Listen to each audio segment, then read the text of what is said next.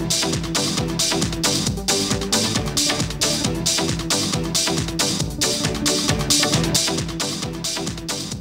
to Sports, everybody. I'm Chris Saunders. We're just days before the London Olympics. The Bahamas Olympic Committee now is getting a major corporate boost from corporate Bahamas, and it's apparently going to go a very long way. Charles Fisher tells us more. The major sponsor of the Bahamas Olympic Committee and the London Olympics to the tune of $100,000. You know, this is a continuation of a major theme for us at BTC to get much more involved in supporting our sports people here in the Bahamas, and this is our contribution really to the team as they make their way to the Olympics. To say, you know, we wish you all the best. We're here with you and thinking about you here in BTC.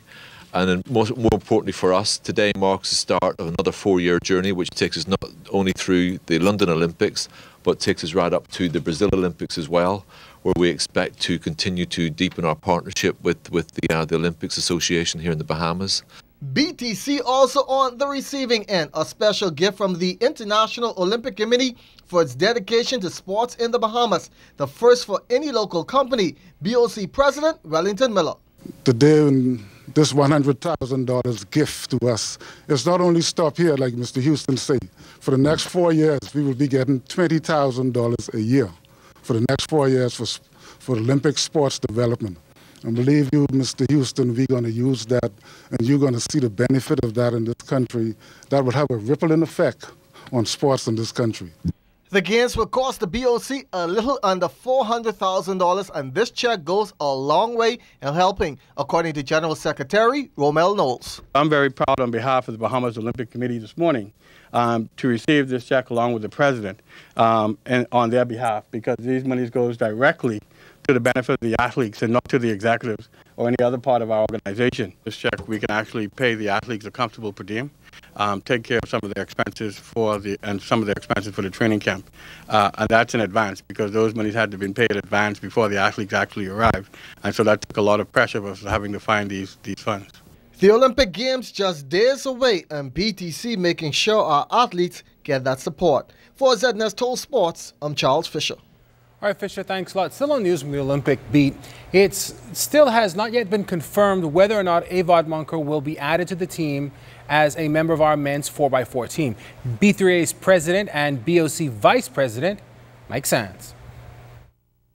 Avod would not have competed at the national championships because of a medical, and was given the opportunity to prove fitness. Subsequent to that, however, we had 2 young men that also were given opportunities to see where they fit into the scheme of things, and their performances were somewhat different or better than Avod, notwithstanding because of Avod's experience.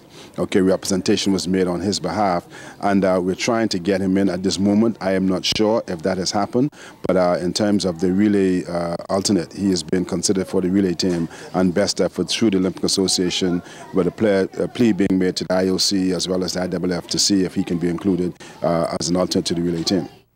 We'll see how that turns out. Now, when the Bahamas Olympic Committee originally named its 2012 team for London, the list included a couple of first-timers. One of them, home-based quarter-miler Wesley Nemore, who trains under Coach Rupert Gardner. Nemore is right now currently on the team as an alternate in that men's 4x4 relay. With Wesley now on the team, a home-based trained athlete who stayed home for 2 years straight, just came into track and field and make the Olympic team, which is good. You know, he's an upcoming athlete, and I think he will be a plus to the relay team because of Chris and all the experience and Demetrius and all that. We have a good chance at the goal. It means a lot to me, you know, and it means a lot to my coach, Mr. Gardner, and he did well training me over the 2 years I come in the track, and hopefully looking to do great.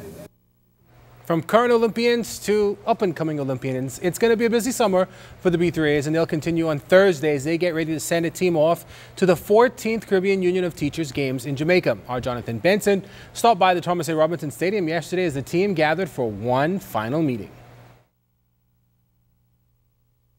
Overall championship in 2010, Team Bahamas will look to take it one step further this year's CUT Games, and B3A's boss Mike Sands thinks they have the athletes to get the job done. 2 years ago, the team fared extremely well, finished in second, even though we missed the first day of competition. And so these young people are very, very excited. I'm excited for them. You would have noticed that 10-member team just came in from Grand Bahama, and so we'll be going down with a full complement of athletes. And again, the future of track and field is in great hands. This is the feeder system, and so we put very much emphasis and care in these young people because this is where the foundation is laid, and hopefully they will do as equally as well as all the other athletes have been doing this year. Bernard Rowe will serve as the head coach for the CUT team. He will be assisted by Nikino Demerit. With us going early this year, I think we're going to have a really good showing. Possibly we have a team to win this meet this year. We have some of our best athletes. They've been doing well all season. I think we go in there to take the gold from Jamaica. We have New Providence, Grand Bahama, and we have one athlete from Andres. So basically we have some from almost every aspect of the Bahamas. These athletes, they experience. Most of them been through this before. They had a lot of experience, and a lot of them been to meets in the U.S. So they have experience, and we expect great things from them. This competition, I think we really fare well in terms of the age group championships. The Bahamian children are one of the kids to be reckoned with, and the kids that come from the CUT games tend to do well in the Carifta and older junior meets. The athletes themselves are excited and ready to go. I'm expecting a lot of competition, especially from the Jamaicans, but I feel confident. In 2010, I didn't really get to run. I only got to run the 4x1 relay because of the weather. This time, I would like to bring back a gold medal in the 400 meters and my relay. I know the competition can be very, very hard because they got some nice runners in them countries. The 2012 CUT Games will run July 20th through the 21st at the National Stadium in Kingston, Jamaica.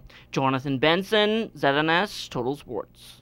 All right, Jonathan, thanks a lot. Some basketball news now. At last month's men's Central Basket Tournament down in Puerto Rico, the Bahamas made history by beating Cuba at that level for the very first time. However, it's been rumored that some of Cuba's better players would have been defected before that game. But according to assistant coach Mario Boleg, that was not the case. They did not defect until after we beat them. I don't know if that beating caused them not wanting to go back to Cuba. Whether it was their A or B team, it wasn't the Bahamas A team, so it doesn't matter. When we sat on the floor, it was 12 guys from Cuba, 12 guys from the Bahamas. It doesn't matter whether it's A, B, C, D, or F team. We won the game, and we beat them with what we had compared to what they had. And those guys didn't defect till after they lost to us, because in 2009, when they lost against Jamaica and Trinidad, I know that president had suspended them for a while, so I guess those guys figured they didn't no use to go back home to be suspended or punished for whatever they did the last time.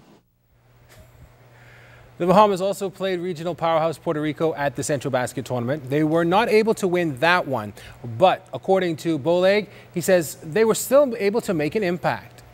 We knew that we could play with Puerto Rico. Over the years, we were able to keep a good, close game against them, and in the past 5 years, the total margin was only 7 points upwards to the game 2 that was played a couple of weeks ago. But Puerto Rico had that was basically their team that was getting ready to go and turn America and qualify for the Olympics, which is this 2012 Olympics. So they had a much stronger team, and we got beat by 15 points from yet again, which is the 16th ranked team in the world. So only getting beat by 15 points and not having an IA team, it tells that Bahamas is on the move, and if we can put our best players on the floor, we should definitely be able to compete with these guys and make the Olympics. That'll do it for sports. I'm Chris Saunders. Your final look at weather is still to come.